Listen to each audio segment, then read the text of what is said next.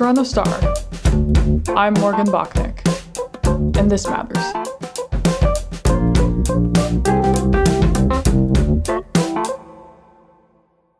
Tax avoidance isn't tax evasion. It isn't illegal. But is it fair?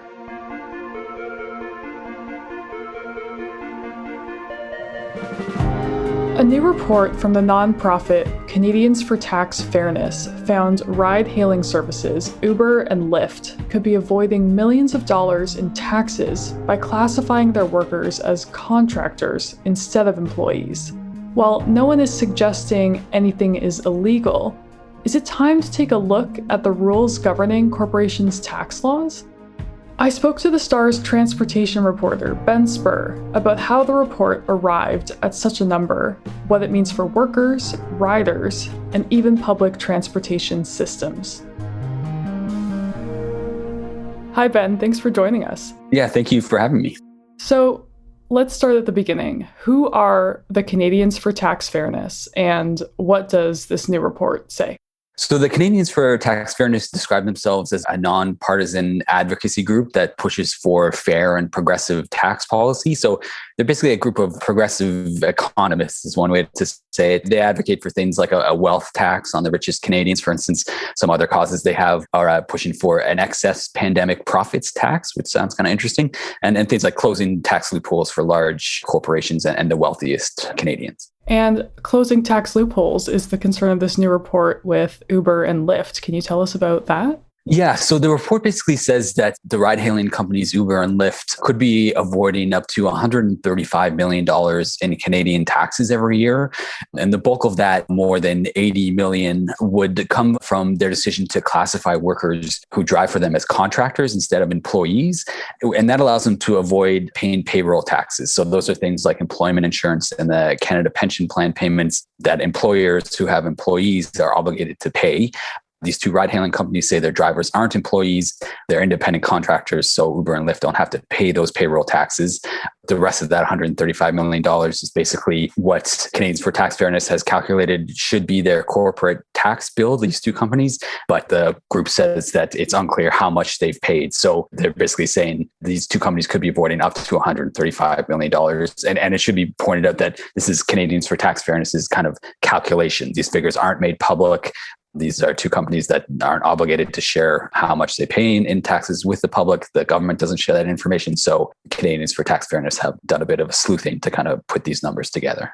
How are they able to arrive at such a significant number? Yeah. So as I say, they're basically taking information that's public and trying to kind of extrapolate what the tax bill for these two companies should be. So some of that is fairly straightforward, I think, to calculate, which is just if they're looking at the number of workers that work for these companies, if they classified them as employees, how much they would be obligated to pay on payroll taxes, and then just kind of calculating that number from there. That second number, the amount of corporate taxes that they haven't paid, is harder to pin down. Canadians for Tax Fairness have said this is what they should be paying. We don't know how much they're paying. So Canadians for Tax Fairness, I think it's fair to say, are kind of making a rhetorical point to some extent, saying we don't know how much they pay here. And so they could be avoiding up to this amount of their tax bill. And nothing that Uber and Lyft is doing with their tax situation is illegal, right? That's right. And Canadians for Tax Fairness are not alleging that any illegal wrongdoing has taken place. They're just basically saying that the way that the tax system is set up allows these companies to avoid paying this certain amount of tax that other companies that operate differently are essentially compelled to pay. Uber Canada has stated that it omits all the tax it's required to pay under Canadian law. Lyft called the allegations in the report deeply misleading or flat out wrong and said they file all their taxes in Canada. Canada's Department of Finance said the federal government is, quote, committed to ensuring that businesses in all sectors, including digital corporations, pay their fair share. And there's no specific exemption for Uber or Lyft in the proposed digital service tax that is going to be proposed in January. How were Canadians for Tax Fairness able to determine and make such a big claim that this is an issue of avoidance? So basically, they're just because the tax bills, these big multinational corporations like Uber and Lyft that operate in multiple countries, they're not obligated to report their profits, their incomes, their tax bills on a country by country basis. So what the Canadians for Tax Fairness have done is basically just tried to take at whatever publicly available information there is and extrapolate how much they think these two companies should be paying in taxes, and then basically tried to calculate how much. And because we don't know how much they are paying, we're kind of left with this big number of $135 million, which is the amount this group says these two companies could be avoiding. Okay, that makes sense. Switching gears slightly, in your story, you note labor advocates have criticized the designation of contract worker because as contractors, app-based workers aren't entitled to not only these tax sort of repercussions, but also basic protections like minimum wage and the right to unionize. So the classification has faced legal challenges around the world, including in Canada. So the way these business models are designed, do they give us a snapshot of the gig industry and the dynamics between the workers and the company? Yeah, for sure. This issue of tax avoidance is certainly tied to something that goes to the heart of the model of these ride-hailing companies, which is their classification of the people who drive for them, not as employees, but as independent contractors. And so as contractors, they don't have the same rights and protections as full-time employees do. So the right to minimum wage, the right to unionize, and also it means that these companies aren't obligated to pay payroll taxes on what their drivers earn. So it is part of this kind of wider concerns that people have had over the way these companies operate. There's lots of labor advocates who have long criticized the fact that the people who drive for these companies don't have the same protections as other workers.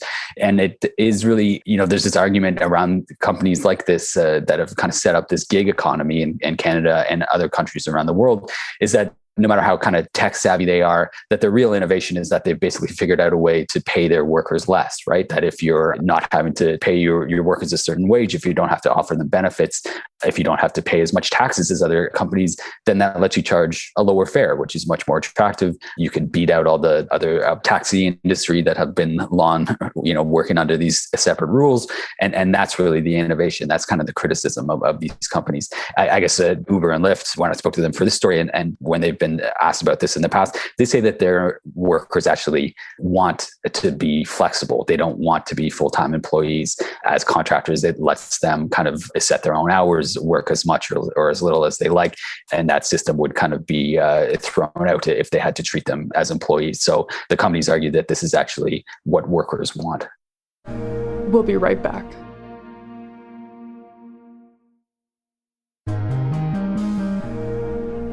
What solutions does the C4TF report offer for this? Basically, the reports argues that, first of all, these workers who drive for these companies should be treated as employees and not contractors, which would compel the Uber and Lyft to pay these payroll taxes that Canadians for Tax Fairness says that they have been avoiding.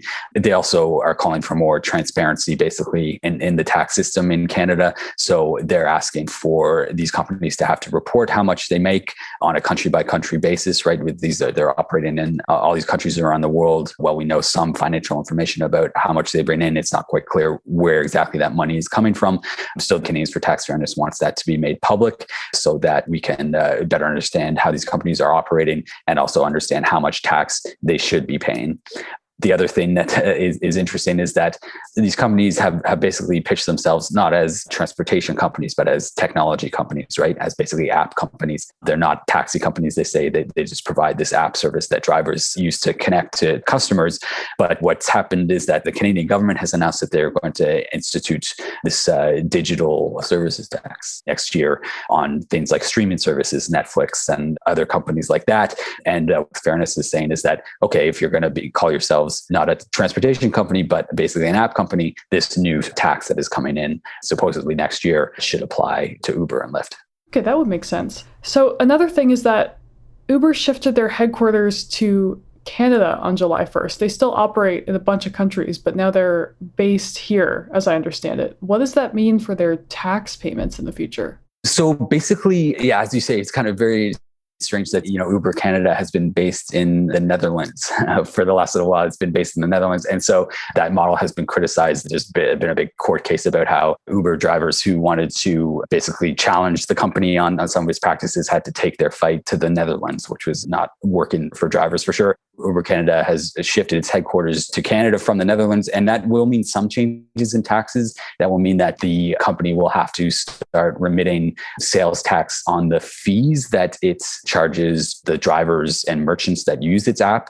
It will have to start remitting sales tax to the government off of those fees, but it won't fundamentally change the fact that they won't have to pay payroll taxes, for instance, for their drivers who work for them as contractors. What about Lyft? What's next for them?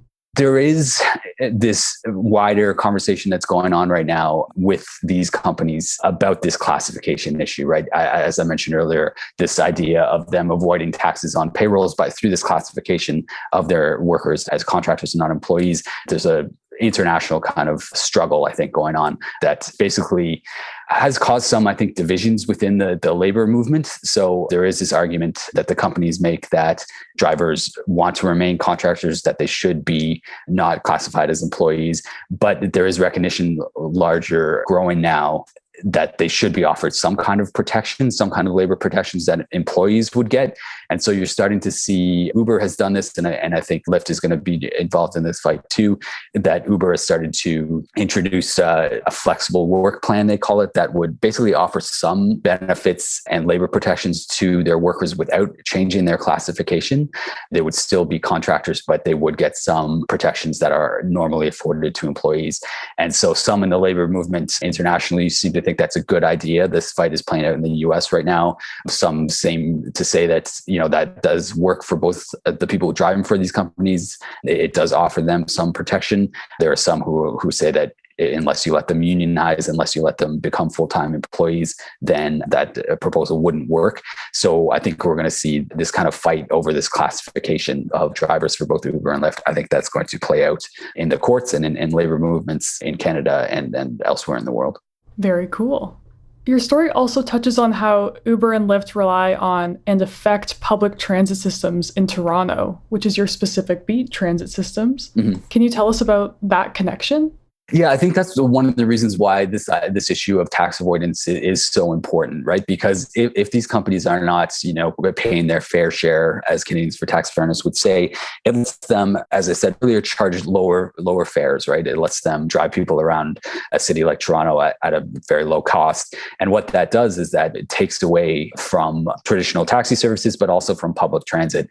It's hard to put a number on this, but another group that advocates for regulation around ride-hailing services, RideFare, it put out a report earlier this year that said the TTC lost $74 million in fare revenue to Uber and Lyft in 2019. So that's a big chunk of riders that are being drawn away from public transit to these ride-hailing services.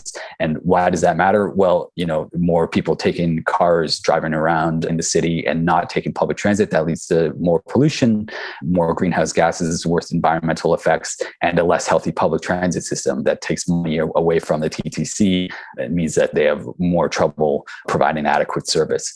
So the implications of things like tax avoidance, they have these ripple effects on things like the public transit system.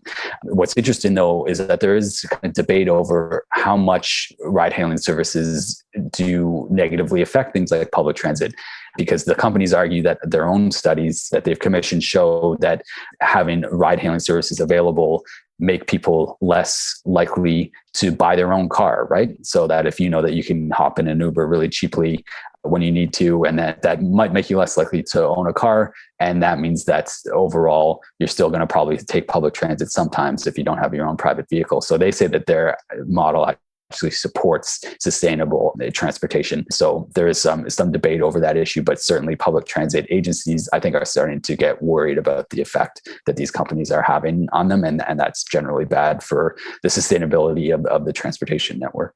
Speaking of ripple effects, one point this report made that you mentioned is that it's impossible to know for certain how much the companies pay because of the lack of transparency in the Canadian tax system itself. So does this problem then extend to other companies and industries? Yeah, I think that's also really important to note. Canadians for Tax Fairness were pretty upfront with me that they said that, while this report focuses on Uber and Lyft, their main gripe basically with government authorities that, first of all, let them classify their workers as contractors and not employees, but also that have this tax system that's set up that it's impossible for the public to know exactly how much these major corporations are actually paying. So I think it is worth noting that there's a larger concern here about transparency in the tax system. I'm a transportation reporter. I'm not an expert in the Canadian tax system, but who is? Exactly, right. But what is notable too, I think, is that in their responses to me, Uber and Lyft said that they follow all Canadian law, that they remit all the taxes that they're required to under Canadian law, but they also wouldn't say how much they pay in taxes every year. So I think that kind of gets to the heart of the issue here, that they can say that they're doing everything by the book, but we still don't quite know what that means. And therefore it's kind of tough to tell whether or not they're paying an amount that the public would generally think is fair. Ben, thank you so much for joining us. Yeah, thanks so much for having me. I was speaking to the Star's transportation reporter, Ben Spurr.